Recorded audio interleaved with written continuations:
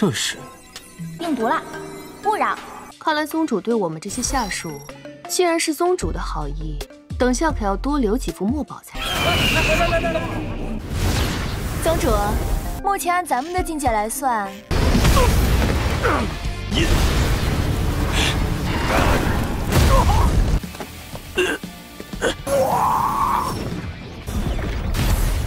宗主威武！ Halo guys, balik lagi bersama Mimin from Zero.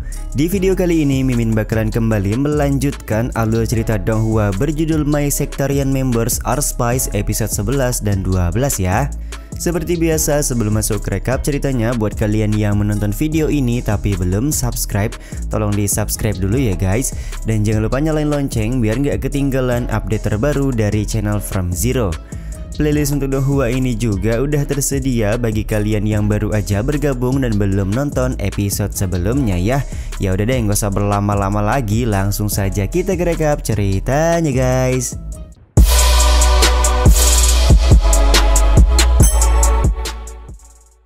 Episode kali ini dimulai dengan pujian yang diberikan oleh Ling Er karena Chen Ning berhasil menaikkan ranah ke alam bela diri Fana ketika sedang tidur.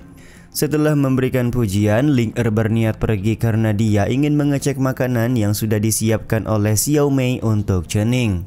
Di saat yang sama, Chen Ning baru menyadari kalau saat ini kekuatan spiritualnya jauh meningkat daripada sebelumnya. Bang MC kemudian bertanya kepada Jiang Su kenapa hadiah yang diberikan oleh sistem hanya berupa tingkatan kultivasi saja dan tidak ada keterampilan atau harta yang didapatkan oleh Chen Ning. Akan tetapi Jiang Su hanya diam, tidak memberikan jawaban dan hanya memberikan sebuah surat kepada Bang MC kita. 这次的奖励怎么只有修为？这是病毒了，勿扰。 Di dalam surat tersebut, Jiang Su menjelaskan kalau dia saat ini sedang berusaha memecahkan masalah mengenai virus yang menyerang mereka kemarin. Jadi Jiang Su meminta Chen Ning untuk tidak mengganggunya terlebih dahulu dan tidak melakukan hal-hal aneh, terutama mengganti pakaiannya. Akan tetapi Chen Ning tetaplah Chen Ning. Sambil tersenyum tipis, Bang MC terlihat sedang merencanakan sesuatu. 不许对我做些奇怪的事情。 Beberapa saat kemudian, Chen Ning sudah dihadapkan dengan hidangan yang dipersiapkan oleh Xiao Mei. Tampak Ling Er begitu lahap memakan hidangan tersebut, tapi tidak dengan Chen Ning yang kelihatan tidak nafsu makan sama sekali. Ketika Bang MC hendak keluar dari ruangan, tiba-tiba saja dia mendapatkan misi acak dari sistem, yaitu membuat makanan penutup untuk Chang Yu. Tanpa berlama-lama, sesuai perintah yang Chen Ning berikan, Xiao Mei dan Ling Er mencari bahan-bahan yang diperlukan untuk membuat hidangan penutup. Momen ini pun membuat Lin Xiao Tian heran karena Xiao Mei dan Ling Er begitu terburu-buru. Singkat cerita, Chen Ning sudah selesai membuat hidangan penutup berupa kue. Ling Er dan Xiao Mei tampak ingin mencoba kue tersebut, akan tetapi Chen Ning langsung membawa kue itu untuk dia berikan kepada Chang Yu. Ketika baru sampai di halaman depan, Chen Ning melihat awan gelap yang menandakan Chang Yu sedang berlatih di kediamannya. Begitu Chang Yu membuka pintu, Chen Ning langsung merasa heran karena tulisan jimat kaligrafi miliknya digantung di halaman. Sambil membawa kue, Chen Ning kemudian masuk dan berkata kalau dia bisa membuatkan jimat kaligrafi yang lain untuk Chang Yu jika memang Chang Yu menyukainya. Bang MC juga mengajak Chang Yu untuk masuk ke dalam karena ada beberapa hal yang ingin dia bicarakan. Ketika Chang Yu dan Chen Ning sudah masuk ke dalam ruangan, penatua pengawal Chang Yu merasa heran karena ketua sekte Sun Long yang baru sangat sulit untuk ditebak cara pemikirannya. Sementara itu di dalam ruangan, Chen Ning langsung menyajikan kue buatannya kepada Chang Yu. Dia juga menjelaskan kalau kue tersebut adalah pengganti alkohol karena Chang Yu tidak menyukai minuman anggur. Alih-alih mendapatkan respon yang baik, tingkat kasih sayang dari Chang Yu malah menurun setelah Chen Ning menawarkan kue buatannya. Di sini Chang Yu bersedia memakan kue buatan dari Chen Ning asalkan Chen Ning memenuhi janji untuk membuatkannya jimat kaligrafi. Tanpa beban, Chen Ning mengatakan kalau dia bersedia membuatkan 100 jimat kaligrafi jika Chang Yu mau untuk memakan kue buatannya. 看来宗主对我们这些下属，既然是宗主的好意，等下可要多留几副墨宝才。 Benar saja, Chang Yu langsung mengunyah kue buatan Bang MC dan langsung merasakan sensasi nikmat yang luar biasa. Bahkan Chang Yu tidak percaya ada kue seenak ini di dunia. Poin kasih sayang dari Chang Yu juga langsung naik menjadi 20 poin dan membuat Chen Ning menyelesaikan misi yang diberikan oleh sistem. Bang MC juga langsung mendapatkan beberapa hadiah, yaitu 1 butir telur binatang roh, segel api ilahi, dan kultivasi meningkat ke level 9 dari ranah alam bela diri roh. Tiba-tiba saja kembali terjadi fenomena aneh di mana sistem memberikan hadiah berupa peningkatan kekuatan level jimat yang dimiliki oleh Chang Yu. Sontak hal ini pun membuat Chen Ning heran karena kok bisa-bisanya sistem menaikkan level jimat dari seorang penyamar seperti Chang Yu. Karena tidak ingin berlama-lama di tempat ini, maka Chen Ning memutuskan untuk pergi. Akan tetapi pintu depan di dalam ruangan sudah dipasang sebuah formasi yang membuat Chen Ning tidak bisa pergi kemana-mana. Ternyata Chang Yu sengaja memasang formasi di pintu depan agar Chen Ning menyelesaikan pembuatan 100 jimat kaligrafi yang dia janjikan. Sementara itu di dalam lautan kesadaran Chen Ning, Jiangsu sudah terbangun dan mengerti kenapa ada virus bisa menyerangnya beberapa waktu yang lalu. Akan tetapi Jiangsu kaget ketika mengetahui pakaiannya sudah diganti oleh Chen Ning menjadi pakaian ayam. Ketika Jiangsu keluar untuk marah-marah, tiba-tiba saja dia mendapati kalau Chen Ning sedang menulis jimat kaligrafi di hadapan Chang Yu. Di saat yang sama Chen Ning juga baru terbangun dan bersyukur tidak terjadi sesuatu kepadanya ketika dia tertidur. Melihat Chen Ning yang sudah bangun, Jiangsu langsung mengomel dan meminta penjelasan kenapa Chen Ning mengganti pakaiannya.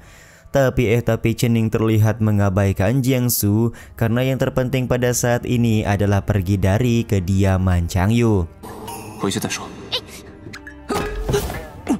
Setelah kepergian Chen Ning, Chang Yu merasa kalau ketua sekte ternyata begitu menarik. Singkat cerita, Chen Ning mengeluarkan hadiah telur binatang roh yang diberi oleh sistem sebelumnya. Dia cukup penasaran sebenarnya binatang roh seperti apa yang ada di dalam telur ini. Akan tetapi Jiangsu tidak terlalu memusingkan hal tersebut karena yang terpenting pada saat ini dia menemukan sebuah entitas sistem lain yang ada di dunia ini selain dirinya. Dengan kata lain, ada harta karun lain yang sama seperti harta karun milik sekte Sunlong. Jiangsu di sini tampak sedikit panik karena mereka belum mengetahui apakah kehadiran harta karun lain tersebut baik untuknya atau tidak. Terlihat Chen Ning masih cukup tenang sembari menjelaskan kehadiran harta karun lain tersebut memastikan 2 hal baru yang dia ketahui. Yang pertama, dunia tempatnya sekarang bukanlah dunia fiksi, dan yang kedua, dunia ini seharusnya terjalin dengan berbagai sistem. Atau dengan kata lain, ada seperangkat aturan lain selain kultivasi yang mengendalikan dunia ini.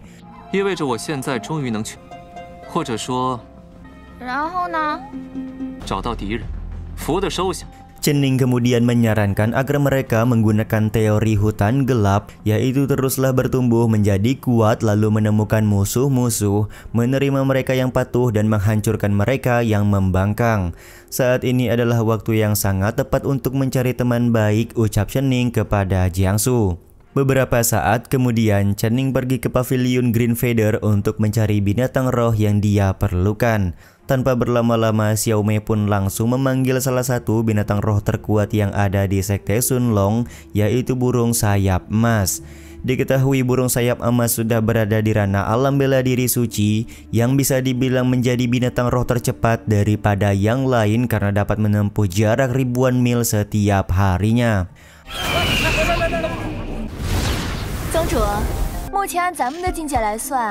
Momen ini pun membuat Jiangsu menyadari sepertinya Chen Ning mencari burung sayap emas agar mudah untuk melarikan diri. Lebih baik kita aman daripada menyesal seumur hidup, ucap Chen Ning yang memang membutuhkan burung sayap emas. Tiba-tiba saja datang seorang murid nomor 3 Sekte Sunlong bernama Qingli ke hadapan mereka semua.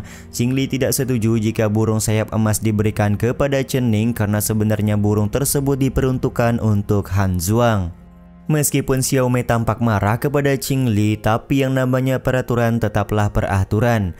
Menurut Qingli, tingkatan ranah dari Chen Ning masih berada di alam bela diri roh, jadi dia belum pantas menggunakan burung sayap emas. Jika Chen Ning berkeras ingin menggunakan burung sayap emas, maka dia harus berhadapan dulu melawan Qingli yang notabene merupakan murid nomor 3 Sekte Sunlong. Siapa yang menyangka Chen Ning menerima tantangan baku hantam dari Qingli untuk memperebutkan burung sayap emas. Bang MC juga merasa sudah saatnya dia membuktikan kepada semua orang bahwasanya dia bukanlah ketua sekte abal-abal. 按宗门之前规矩，是时候立立威了。来，宗主。 Baru saja mulai perbaku hantaman, Qingli langsung menggunakan cakar naga awan untuk melakukan sebuah serangan. Tentu saja hal ini membuat Xiao Mei kaget karena teknik tersebut merupakan teknik yang sulit untuk dipelajari. Qingli juga meremehkan Chen Ning dengan berkata kalau Chen Ning sepertinya sudah mau menyerah dan sudah seharusnya menyerahkan jabatan ketua sekte kepada senior Han Zhuang. Belum juga Qingli selesai bicara, Chen Ning langsung melakukan serangan dengan teknik segel api ilahi.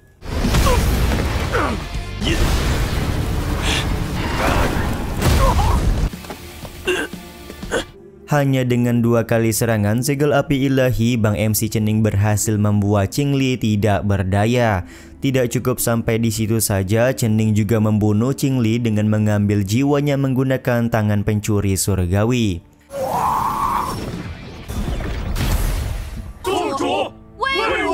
Kekalahan Qingli yang begitu telak langsung membuat semua orang memberikan penghormatan kepada Chen Ning sebagai ketua sekte Sunlong.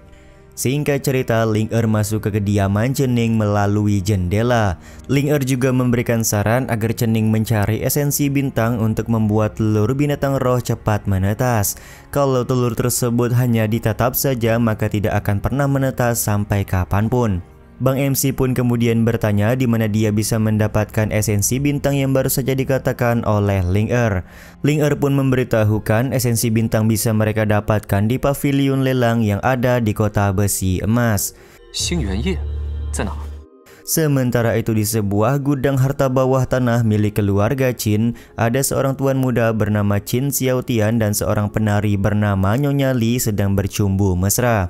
Nyonya Li di sini meminta Qin Xiaotian untuk mematahkan kaki pesaingnya bernama Mo Saniang agar dia bisa menggantikan Mo Saniang di acara pelelangan besok. Karena sudah mendapatkan godaan, Qin Xiaotian akhirnya tidak ragu menjadikan Nyonya Li sebagai mutiara bersinar di pelelangan besok hari. Ketika mereka berdua hendak cipokan, tiba-tiba saja ada mutiara biru yang memberikan setruman kuat kepada Qin Xiaotian hingga membuatnya langsung pingsan. Terlihat ada sebuah tulisan di mutiara biru tersebut yang menandakan dia sedang mencari seorang pemilik.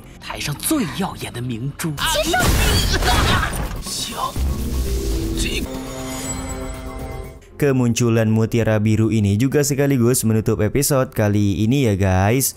Ya udah deh, sampai di sini dulu aja video kali ini. Mohon maaf jika masih banyak kekurangan dan kesalahan dalam penyampaian kata-kata ya. Terima kasih untuk kalian yang udah pada nonton dan jangan lupa subscribe serta nyalain loncengnya ya guys. Mimin selaku penulis narasi, tukang voice over dan tukang edit video pamit undur diri. Salam hangat, see you in the next video. Bye bye guys, see you next week.